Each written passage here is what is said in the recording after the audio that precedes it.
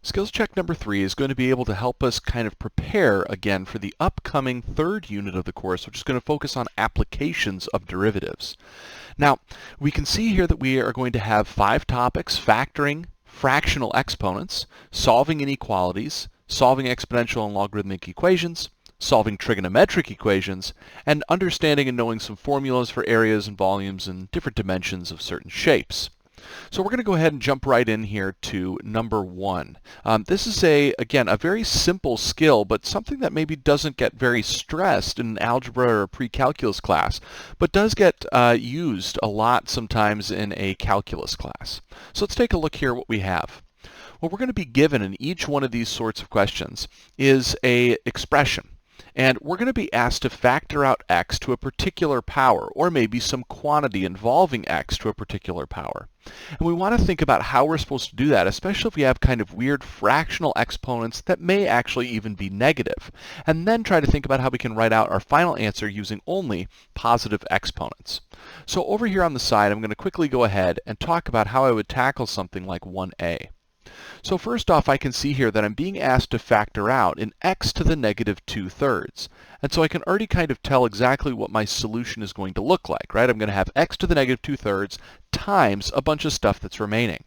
And I can see here that I have a subtraction sign that's going to be inside of these big brackets. And so I can just think what it would look like if I took x to the 2/3 out of each term on either side of this subtraction sign. So this left term here is actually pretty simple, because if I take out this x to the 2/3 that's over here, the only thing I would be left with is this 1 plus x squared. So that's all I would have sitting over here. Now, on the other side, I have to be a little bit more careful, because if I take out x to the negative 2/3, I'm going to recognize that, well, it doesn't look like I have x to the negative 2/3 there. But let me go ahead and just quickly show you how I might be able to more easily think about factoring out the x to the negative 2/3 from here. Let's suppose that instead I was factoring out something like x to the 2, okay? And I was going to go ahead and be thinking about what I would have left. And let's suppose that in the original statement, instead of having like a 2x to the 1/3, maybe instead up there I had some stuff, and over here there was a 2x to the 3rd power, right? So I could think about this. Now, if I was factoring out from here an x squared, I'd factor out an x squared from the first part and I'd get some answer. But if I wanted to factor out x squared from here, well, I would just have to think about how many x's I have and how many I'm pulling off. So in this case, if I'm taking 2 of the x's off of this stack, I would be left with the 2, of course, but I'd be left with only 1 x. And one of the ways that I can easily double check this is just by redistributing this value of x squared. I would notice here that when I take my x squared and I multiply it back to my x to the 1st, remember those powers add together and should return me to this power of 3 that I started with. So in the same way, when I take this x to the negative 2/3 and I multiply it in, I'm still going to have the 2 here that was shown over here, and I'm going to have x to some power. I just don't know what that power is. But I know that when I distribute in, if I take this power of negative 2/3 and I add it to this mystery power, I should get back to what I started with. Just like here, when I take my power of 2 and I add it to the power of 1, I should get right back to what I started with, which might have been a power of 3. So in this case, I just have to think about the following.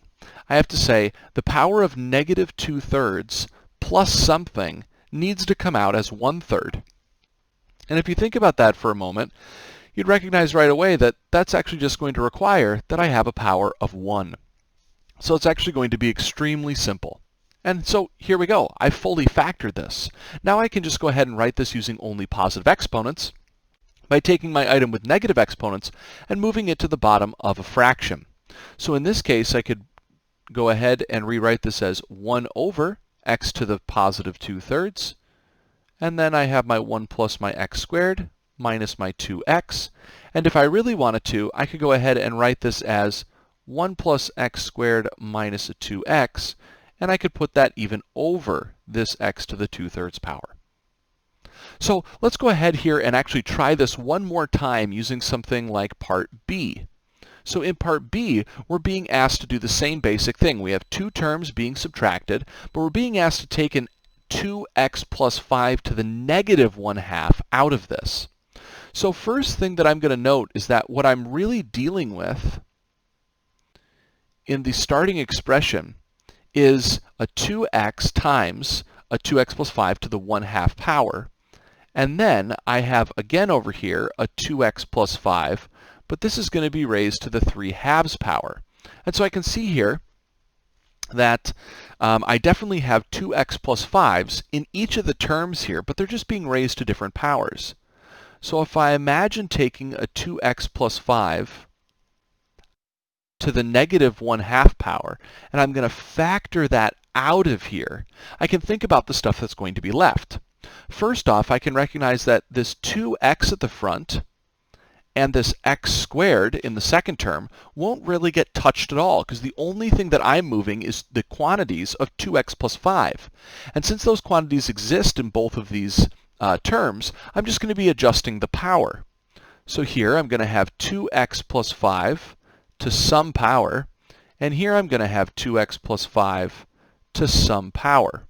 Now let's just think about redistributing and how this is going to allow us to get back to the original powers. So if I take this exponent here, and when I distribute in, if I add it to this mystery exponent, I need to get back to a power of 1/2. So negative 1/2 plus something needs to make 1/2. Well, if I think about that for a second, that should easily show me that, again, this here should be a power of 1. Now I can do the same thing over here. Negative 1/2 plus some mystery amount is going to have to get me back to 3/2. And well, I could see that that then should be the value of 2. And so I've done it. I fully factored this out. And now if I want, I can get this to actually have just a, or have no negative exponents by simply rewriting my numerator and then taking the item that had that negative exponent, and I'm just going to go ahead and bring it down here to the power of 1/2. What we'll see is that throughout this third unit, being able to factor things like this and get rid of negative exponents is going to be extremely helpful, because now is going to become an important time for us to simplify derivatives that we've taken so that we can attempt to try to answer questions about when they might be equal or not equal to certain sorts of values.